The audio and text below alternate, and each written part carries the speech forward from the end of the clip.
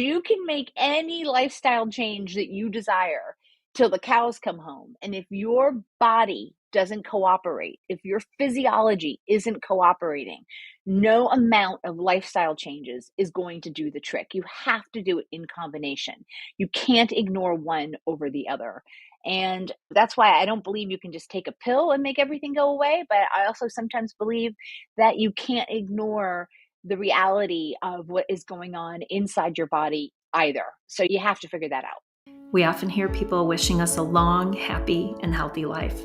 But what if the length isn't what matters most? What if instead it's the breadth, depth, and purpose of each day that matters most?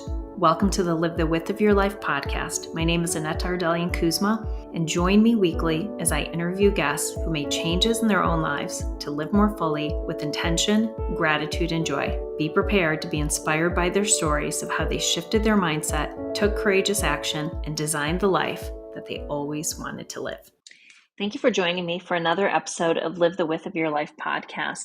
Today's guest is Jacqueline Perez. She is the founder of Cool Life. She is a pro-aging champion, and her mission is to normalize aging together. Jacqueline started Cool Life about 3 years ago to normalize aging for women through meaningful, curated content and women-driven brands. We had such a great time talking about her mission, why she wanted to start Cool Life, the way that she is able and has built this amazing community of other women to share their gifts into the world. We talked about topics tied to menopause, aging in this country, and actually in the world as a woman. There's so many things that we covered. I think you're really going to enjoy today's episode. Take a listen. Jacqueline Perez, I'm so excited to have you on my show today. Thanks for joining me. I am thrilled to be here, Aneta. Thank you so much for inviting me. You're welcome. And I know you prefer to go by Jack. I saw on your website. Is it okay if I call you that during this episode? Absolutely. Jacqueline, I think, just takes too long for people. Jack No is worries. fine. So, Jack, I am so excited because I think that what you do and your passion and mission so aligns to my community. So, do you mind taking a few moments and just sharing a little bit about your background and what your passion is in life and how you've turned that into your business? I'm happy to. Thank you for asking. So, in a nutshell, I am set out on a mission to normalize aging, in particular for women. And I'm not suggesting that it doesn't need to be normalized across the genders, but I'm a woman, and menopause in particular hit me in a very severe way, which made me question so much of who I was becoming and what I wanted out of life, and sent me reeling to a point where I thought to myself, okay, I cannot be the only person who's been run over by this train, so to speak. So I wanted to be part of the solution and part of sort of the next wave and the big sea change of what aging is looking for us, for this generation of young baby boomers, the Gen Xers, and say the elder millennials. So I'm very excited to be part of the sea change. I love that so much. And what you said resonates with me because I feel we hear about menopause, but there's still a lot of questions as women as to when will this happen? And maybe we can gauge a range based on our parents or our mother or grandmother, but sometimes we can't. And then two, for me, I remember noticing perimenopause was started young. And that's not something that I was prepared for as a woman. And the more I researched, then I just felt I was heavily marketed to for things that I didn't necessarily want. So my desire and curiosity for information was suddenly turned into marketing tactics almost used against me at this age. Absolutely. And it's funny because that whole perimenopause thing, I started my family late in life. I didn't have my baby till I was 38. And now in hindsight, I can go back and revisit symptoms that I had when I had a preschooler. And some of the symptoms that I had, I now understand them to be perimenopausal symptoms. But at the time, I didn't even question it, because why would I? I had a small child. I felt like I was still pretty young. I was still menstruating. No one, no doctor ever came to me and said, hey, listen, these things might start happening to you as early as 40. So just in case they do, this is what it's about. No one said that. As a matter of fact, no one said anything ever to me. I had to go looking and searching. No one offered up any positive or proactive information on this next phase of life. And I don't want other women to be facing this phase, which, by the way, I also happen to think it's the best phase yet. But I don't want them being facing it without information and without knowledge, because knowledge is power, as we all know. I agree with you. It's so interesting because I'm curious as to why you think it's the best phase of life. I have some of my own thoughts on it, but it can be the best phase, which I agree with you. But it also is confusing when things are happening to your body that you're not familiar with. And like you said, nobody is proactively sharing this information in Western medicine. So tell me why you think it can be the best stage of life. So once you get it sorted out, right? Once you Yeah. get the misinformation or the lack of information, and once you figure out sort of your body can go through that transition and you can be a whole person on the other side of it. Why I believe this is the best phase of life is because for the first time in forever, I feel like my sense of obligation is minimal compared to the way it used to be. So my child is gone, my pets are older, I'm not in corporate America anymore, I work for myself. I feel like this time can be set up in such a way to allow us to really pursue what makes us happy, what fulfills us. And we can stop doing so much for everybody else around us, which is what we've spent most of our young adult and adult life doing as women, right? And so that's why I think it's the best phase. Because once I sorted out the confusion, which I do not want to minimize, absolutely, it was some of the worst couple of years of my life because my life did turn upside down physiologically, and it just Yeah. did. And anyone who tells you that hormones don't run the show is lying to you. Because you can make any lifestyle change that you desire till the cows come home. And if your body doesn't cooperate, if your physiology isn't cooperating, no amount of lifestyle changes is going to do the trick. You have to do it in combination. You can't ignore one over the other. And that's why I don't believe you can just take a pill and make everything go away. But I also sometimes believe that you can't ignore the reality of what is going on inside your body either. So you have to figure that out. Oh, I Did that agree. answer your question? Yes, I Yeah. completely agree with you because I think that when I said the confusion, like the things that worked in the past from an exercise and food and even sleep perspective maybe don't work any longer in menopause. But I also experienced what you talked about with just being in a different mindset. And for me personally, I remember when my kids went off to college, and that's when I started my business, started asking myself those questions, like what I wanted to do when I grow up. And it is so liberating. And there's a sense of freedom that I feel now that I didn't before, just like you said, from the obligations and these multiple identities that we carry as women throughout our life, which is so amazing. But do you find that there are some women that you work with that still struggle with being able to answer what will make them happy, what they do want to do next?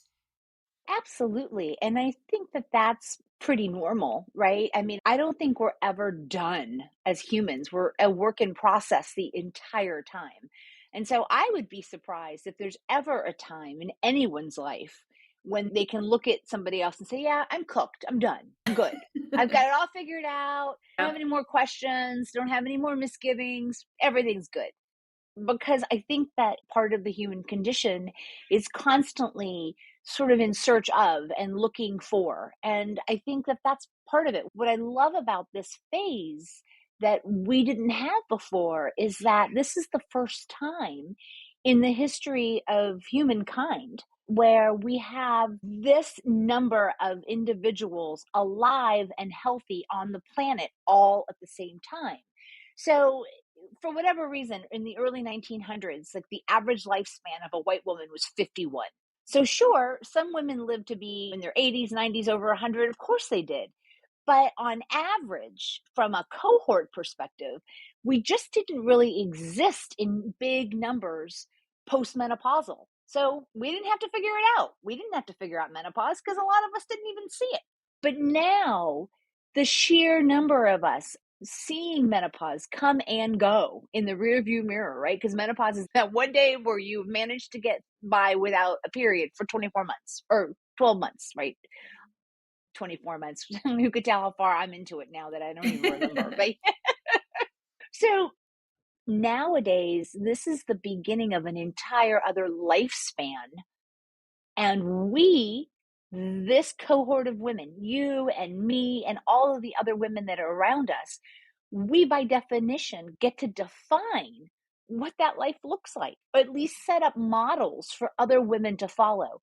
So the fact that some women are still struggling and confused and potentially in a lot of discomfort, I'm not surprised because we don't have a lot of history in the books or models to look at to say, well, this is how this generation did it, because we are the generation doing it. And so there's pros and cons to that. Yeah, absolutely. So, when you were going through your own experience, how far down the road, when you were in your own experience of menopause, did you decide, you know what, there's probably an opportunity here to serve more women? Because you said, I can't be the only one going through this experience. So, what did that look like when you took it from a personal need and opportunity to then deciding that, wow, I could serve other women in the process, and you started your company? Is it pronounced Cool Life? It is. It's pronounced Yes. Cool Life because my contention is that there's a huge chasm between mini skirts and Depends, adult diapers.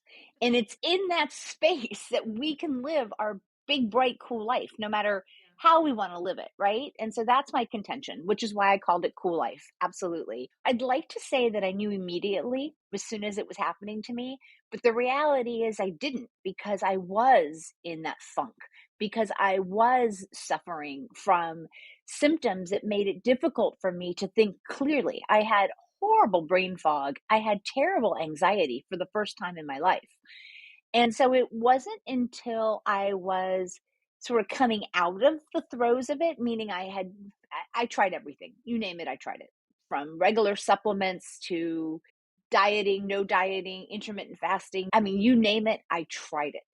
Finally, I had to go the hormone replacement therapy route. And so I actually use bioidentical hormone replacement therapy, which for me, my personal experience, works perfectly and has changed the trajectory of my life personally.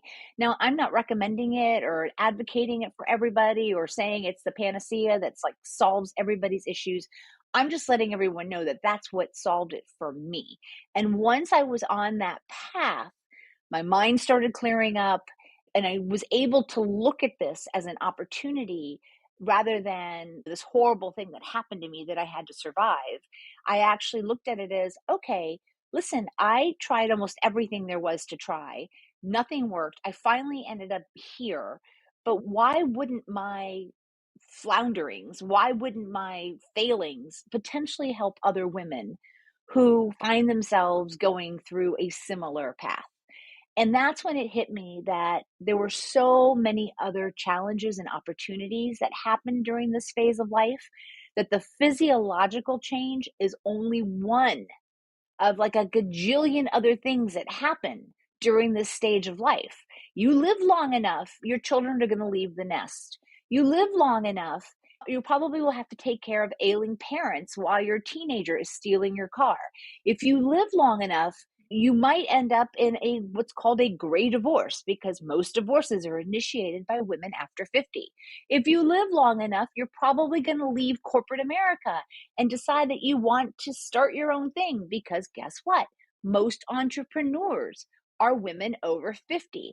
We are a multifaceted, incredibly interesting group of individuals that are alive today and living in this space, which I then again contend is the best phase of life because we get to define it. We get to do it the way we want to do it. And I don't know that we've ever been gifted that before. Yeah, no, it's so interesting. I love that you share those stats because I think either we don't know it or maybe we're not always aware of it. But women over 50 do make up a large percentage, as you said, of entrepreneurs. We also have spending power and are typically the CFOs of the household as well. But yet, you also talked about, I remember reading in my research of you, you talked about a personal story of how you felt like you were starting to disappear, that when you're out in public, that suddenly maybe people weren't noticing you in the way that they were before. So, talk a little bit about what that experience is like. Yeah, that's brutal. I mean, and I know this is not my story alone. I've heard it way too often told. But yeah, right around in my early 50s, I started looking in the mirror, and this is sort of a round robin. It's like, which comes first, the chicken or the egg? Right. I started looking in the mirror and I did not like what I was seeing reflected back to me. Now, I had gained 30 pounds. By definition, once you start getting into your 50s, the skin isn't as elastic, the lines are more creased, all of it. And what ended up happening though, because I was hormonally challenged and my brain wasn't working the way it's supposed to work, and then add to that these real distinctive changes that are happening to us, whether we like it or not, that combination put me in a really bad personal space. I was very unhappy. I was somewhat depressed and anxious. And what happened was I kept shrinking away even further. So it wasn't just society, it wasn't just our Western culture of youth is key, everything's marketed to people in their 30s. That doesn't help. Yes, I'm not telling you that our culture isn't geared to be very youth centric, but you add to that when you start to play small, when you start to allow yourself to shrink and hide, then it's a losing proposition. And that's what I realized I was doing. And I was doing it because I wasn't right with myself. Now, once I figured that out, and that took a lot of soul searching, it took some therapy, it took some medical intervention, and it took some time for me to kind of have a sit down with myself and bootstrap myself back into the living. But guess who's not disappearing anymore? Don't have to disappear. That's so true. It's interesting. And I do think that's the question, right? Which comes first? Do we start to feel a little unsure in our own skin and then we project that out into the world? Or is it at the same time that's also being reflected back to us, which is just interesting? So you started Cool Life with this mission, and I'm assuming that it started with just you, but now it's expanded. So talk a little bit about what that looked like, that trajectory from starting as a solopreneur and then expanding into the business as it is today. I'd love to. So the reality is, I didn't start it completely by myself. I started it with a very good friend because she was feeling a lot of the same symptoms and having a lot of the same issues that I was having. Sadly, though, shortly after launch, she got diagnosed with stage 4 colon cancer and didn't make Oh it. my. And so I did have to take over as a solopreneur, which, as anyone here knows, any of your listeners know, anyone who started a business, we both started it together. So we were both working 7 days a week, 10, 12, 15, 16-hour days. And when she disappeared, which she did way before she passed away because she had to fight for her life, I, for whatever reason, thought, well, I'll just double down. You can't double down forever, though, because it's just not possible. After a few months, I realized I cannot do this on my own. Not to mention, I am not an expert on all of the subjects that are important to women at this stage of life. I went out and started to look for them because I knew they were out there, because I was finding their information. I was reading their articles. I was gaining their wisdom. And I thought to myself, well, why not build a platform where I could bring in all of these women, or as many women as want to be part of it, that want to share their wisdom, their expertise in these quote unquote lanes. I call the roster my thought leaders. And so each one of them has a lane. Like someone is dealing with empty nest, someone is dealing with menopause, someone is dealing with vagina issues, because we all have vaginas and they don't necessarily stay completely normal and healthy the way they were when they were in their 30s or 40s once we get to a certain age. So all of the intricacies and all of the wonders that happen during this stage, I have been lucky enough to encounter women who are out there right now helping women deal with these challenges and opportunities. And I wanted to bring a place where women could go and feel safe knowing that the content in there is directed at them, for them, with them in mind, dealing with the tough issues, but also doing it in an empowering and kind way where we can take action and potentially help ourselves. And so that's what I did. And now I have over 60 women globally that are Amazing. on the thought leader roster, and they, month after month, those women show up with their expertise and their advice and their tips, and we are a better community for it. So, yeah. I love it. I was out there today and I was just looking, I mean, everything from wellness to home to the topics you talked about in terms of empty nesting. I mean, across the board, you have so many relevant topics. It's easy to get lost in there and to spend time, which is free, which is content that I was able to access publicly from the website. But you also have a shop and a membership center. So tell us a little bit more, like if people join the membership, what does that look like and what do you get as a member? A membership gets you some content that isn't open to the public. So I do have some member exclusive content. It also allows you, if you are a woman of business or you wrote a book or you have a podcast, it allows you to be in the business directory, which the website gets a fair amount of traffic. So, what it does is it allows for more visibility so that you can get your voice heard and you can reach the audience that you're looking to reach. But more importantly than anything else, you're contributing to the movement to normalize aging. Very inexpensive membership because honestly, it is more about contributing and being part of the sea change to normalize aging for women than it is about anything else. No, I love it. Definitely, like you said, is affordable. And I was curious about the additional content that folks can get. But just being able to have a directory of female owned businesses and to be able to support, I know that community is so important to many of us. And so, what are some of the things that the folks in the directory like? What are some of the types of businesses that people are showcasing within there? Wow, so many. I mean, we have people who are stylists. So if you're looking to upgrade your wardrobe or whatnot, there are stylists out there.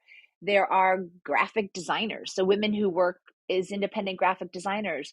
There are women who own companies like whistleblowing companies for companies to be able to have anonymous reporting if someone needs to report something within their company.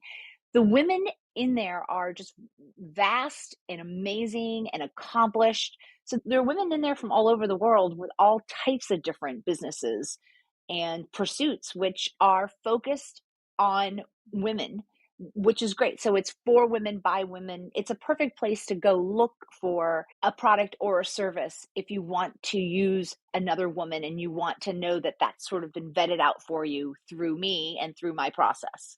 So everyone there is a vetted resource. And that's amazing. What do you do for vetting? What are you able to share in terms of if someone was interested and wanted to submit for membership? Like, what would that look like? Oh, you mean to become a member? Anyone can become a member. What I do is I just make sure they have a real business. I check their referrals. I just make sure that it's not just some random individual putting up a bogus business. So all the businesses are verified before they go up there. Perfect. Oh, that's wonderful. And so you've talked about normalizing menopause and normalizing midlife. What does that word mean to you, to normalize? What does that look like in your ideal world? What would it look like for society if suddenly mid age was not only just normalized, but maybe revered or appreciated or Yeah, respected? revered. Wouldn't that be Yeah. great? I mean, I think people are missing out on all the wisdom that we're walking around with. But yeah, for me, the concept of normalizing it is that it's no longer a discussion as to whether or not you color your hair or you don't color your hair.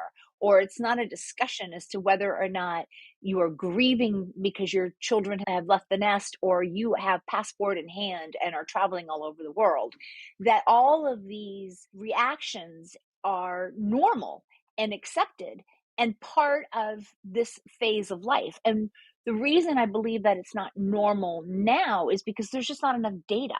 We haven't had enough people doing it. So, like I said earlier, the modeling isn't there. So, when someone does something, sometimes it feels jarring to us because we haven't seen hundreds and thousands of people do it before them or around them. And in part, that's what we're going through. These are the growing pains of being this age at this stage of life, when we're sort of leading the pack on this new dynamic and this new cohort of individuals.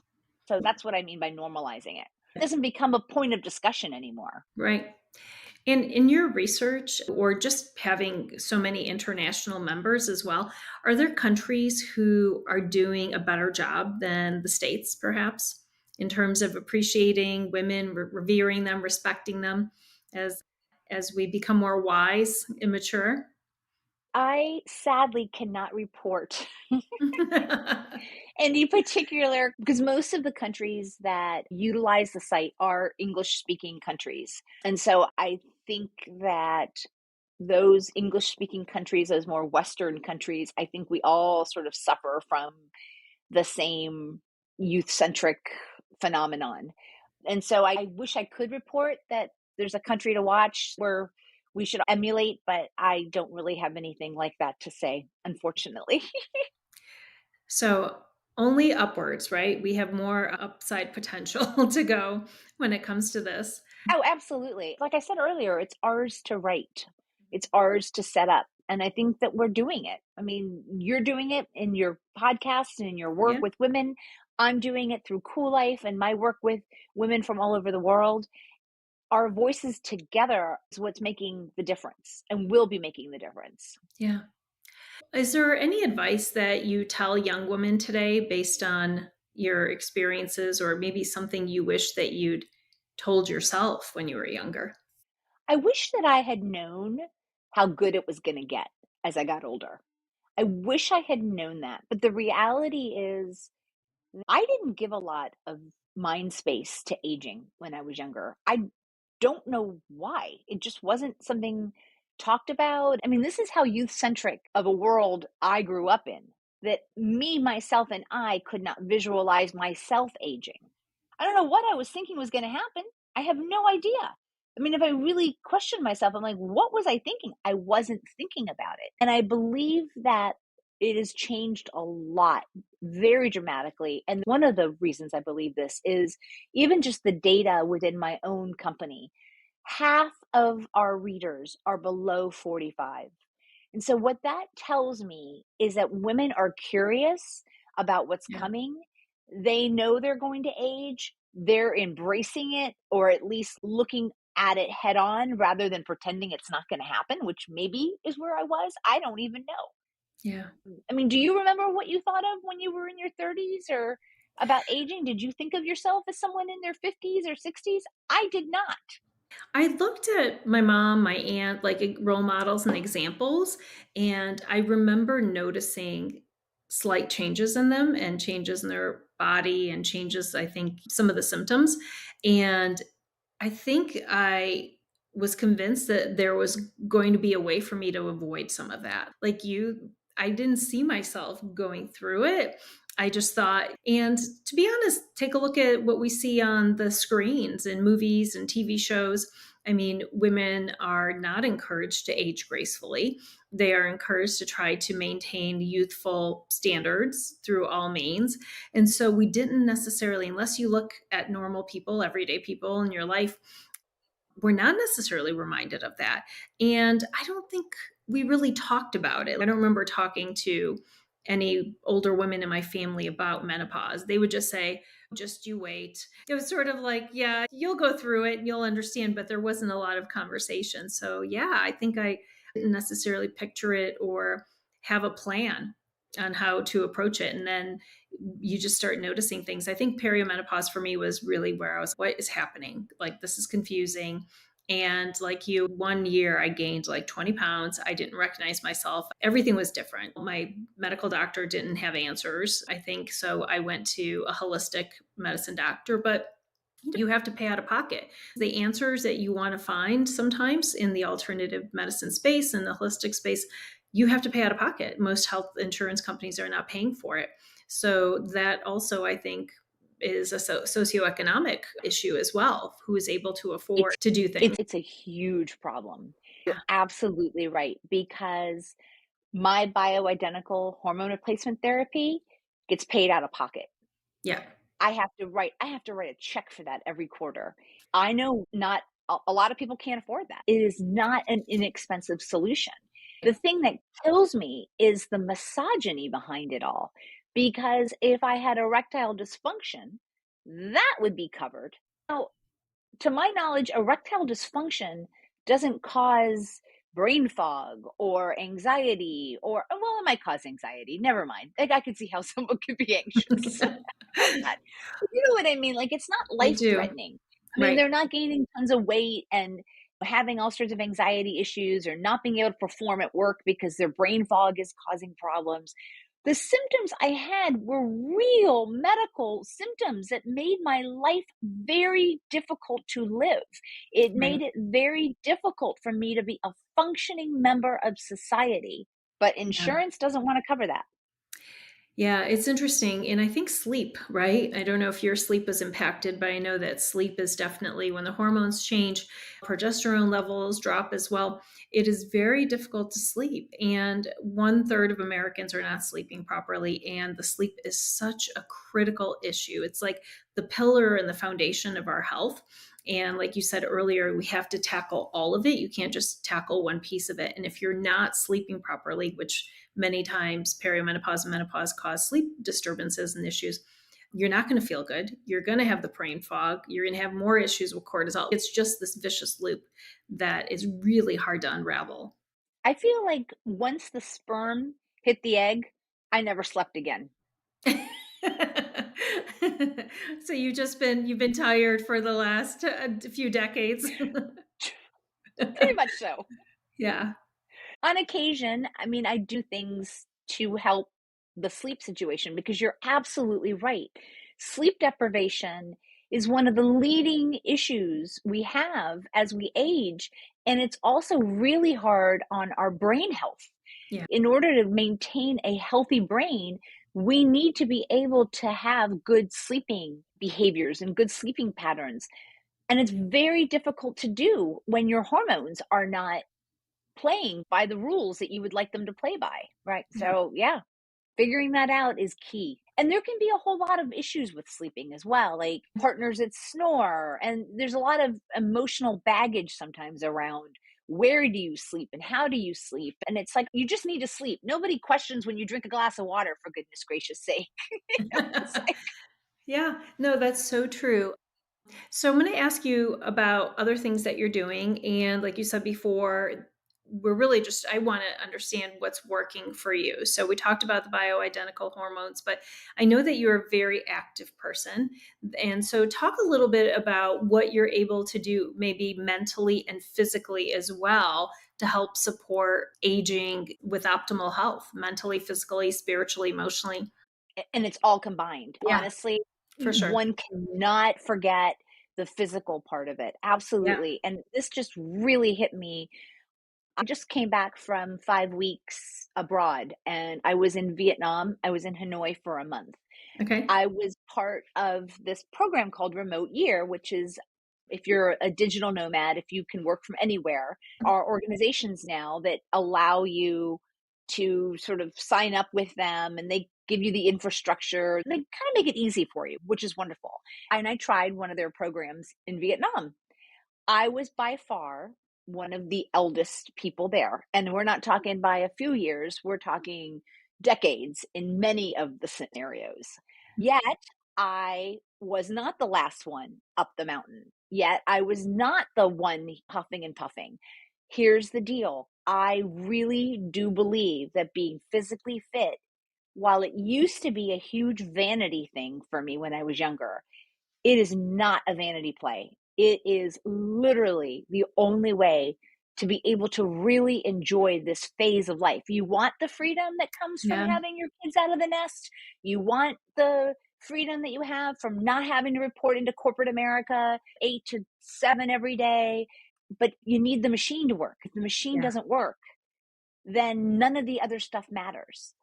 And I am a huge believer in that the way we used to exercise before menopause, and I did this all the time. I was a hardcore martial artist. I trained 15, 20, 25 hours a week. I ran, I also biked, I swam, all of that heavy duty cardio, not good for me anymore. Yeah. It puts Yeah. way too much stress on my joints. It puts way too much stress on my cortisol levels.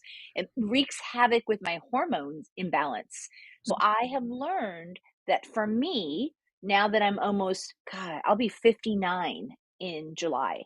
Now I realize that for me, what keeps my machine healthy is more heavy lifting and whatever that means. You don't have to Yeah. go and start bench pressing 200 pounds. Heavy is a Right. relative term, but it heavier than you would normally lift something because you want to build the muscle and you Yeah. want to create the strain on the bones so that they maintain their strength as well. Because honestly, a year and a half ago or 2 years ago, almost 2 years ago, I had a terrible skydiving accident Oh and my gosh. I got three compressed vertebrae were broken. I had three compressed fractures in my back.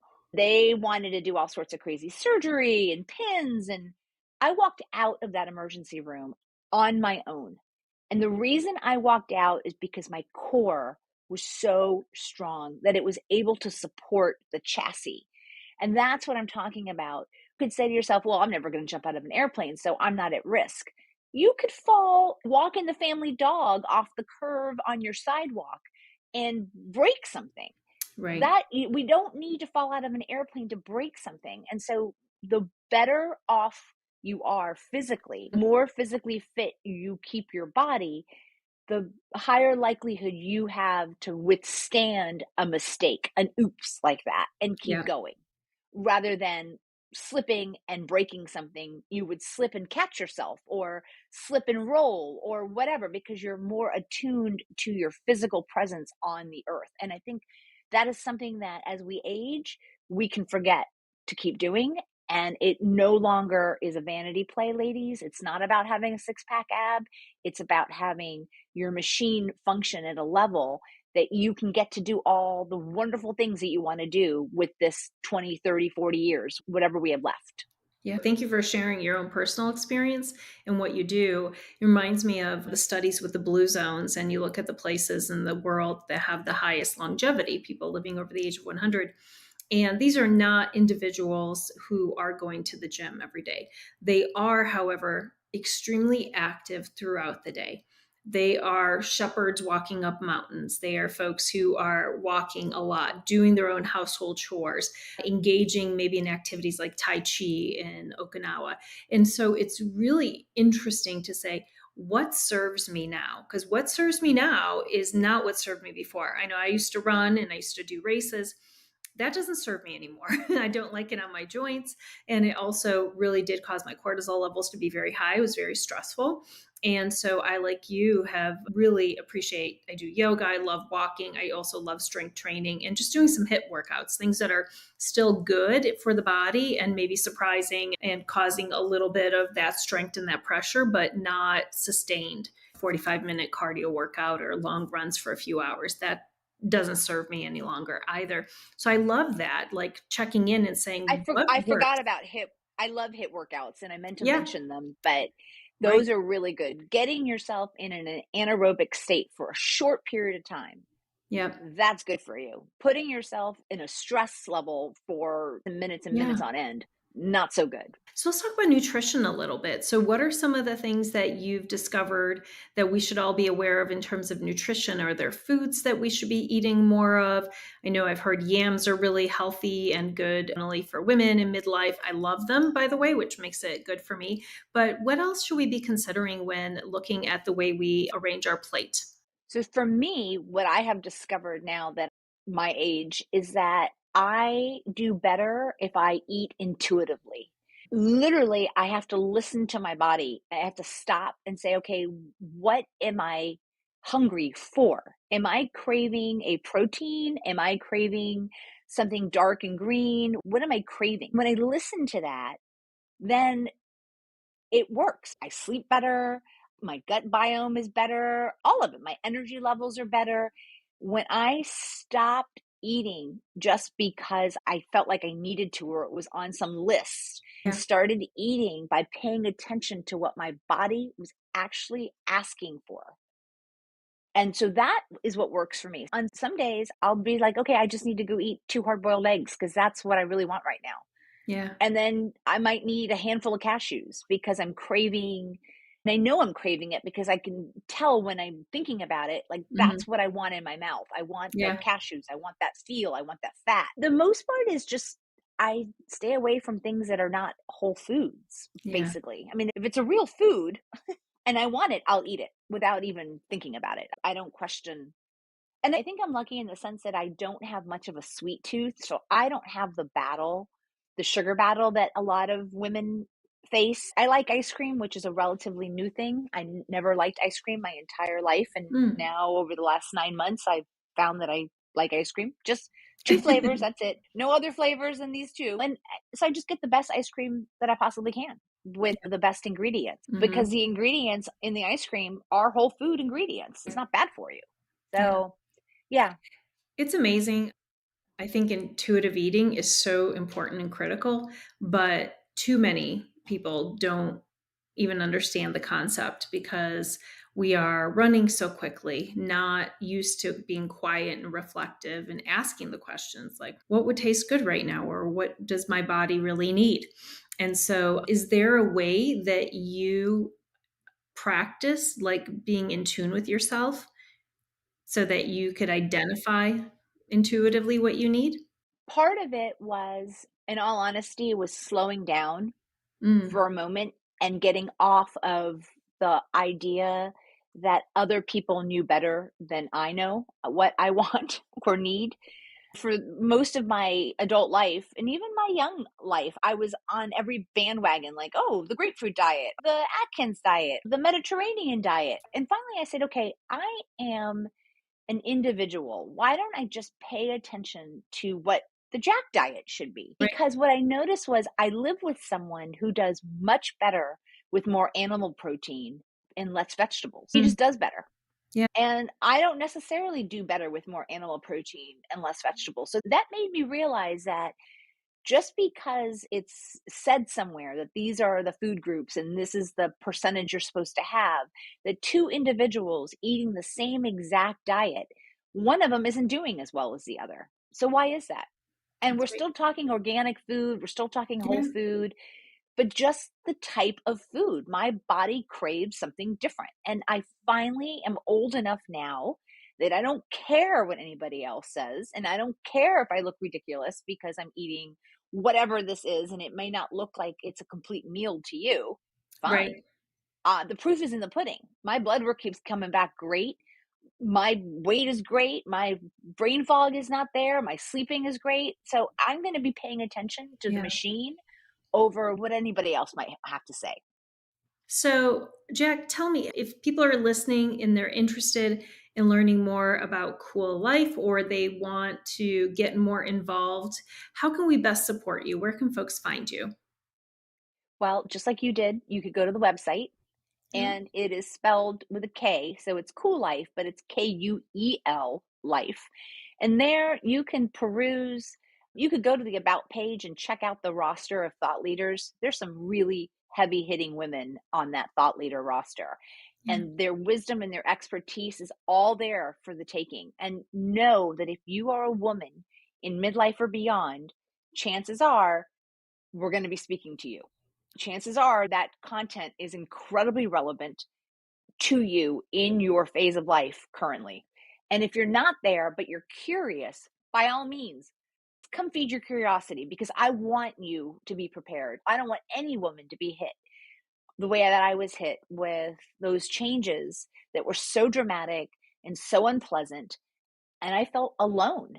It Yeah. took me a long time and a lot of research and a lot of digging and a lot of being told no by a bunch of different professionals that didn't get it, to find the resources that did get it, that put me in this place where I can now help other people. So come to the site and you can reach me on all the social media platforms. I'm on all of them. Follow us. It's Cool Life, KUELLIFE, and reach out to me. If any of your listeners who is a woman in an area that is relevant to women in midlife and beyond, and you want your voice out there, you want to share your wisdom and your expertise, there's always room at my table for another thought leader, because Cool Life, I started it, but it's not mine. It belongs to all of us. Oh, it's amazing. We'll include all those links in the show notes. And I just want to thank you, Jack, for doing the most amazing work in this world. Your voice is needed. It is so important and relevant for the generation of women who are in midlife, but also for the younger generations who want to be better prepared and to know what to expect and to make the transition as smooth as possible. So I have a final question for you. What is the definition for you of living the width of your life? So I have to tell you, I love that. And I'm going to borrow it a little bit because I write a weekly essay called Jack Smack. And I Yeah. totally want to write about living the width of my life, not the Yes. length of it, Yeah. because I've been talking about that with a friend since looking into your podcast. And I Yeah. just think that is so clever and so amazing. And so for me, I love the idea of living the width, of expanding, of making, of being big, of being intentional, of being loud, of taking up space, and not worried so much about how long I'm going to be here, Yeah. because who cares?